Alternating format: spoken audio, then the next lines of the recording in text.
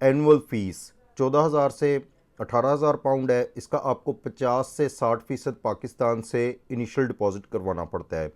Immigration health surcharge इस वक्त 1,050 है, जो कि अगले साल में तकरीबन 1500 से 1600 पाउंड 16 महीने के वीज़े के लिए हुआ करेगा।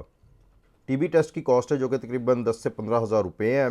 पाकिस्तान से लंदन की one way ticket average cost तकरीबन 400 पाउंड है।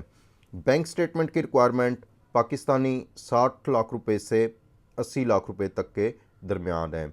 तो दोस्तों, ये मेन एक्सपेंसेस थे जो कि यूके स्टडी वीज़ा के लिए इनिशली रिक्वायर्ड हैं। मैं आपको स्ट्रॉन्गली सजेस्ट करूंगा कि अगर आपने यूके जाना है तो आप मास्टर्स डिग्री के लिए जाएं, क्योंकि वो सिर्फ 1 साल की होती है। 1 साल के लिए आपको फीसेस वगैरह अदा करना पड़ेंगी। अगर आप अंडर ग्रेजुएट डिग्री के लिए जाते हैं तो वो तकरीबन 3 साल की डिग्री है। 3 साल तक आप भारी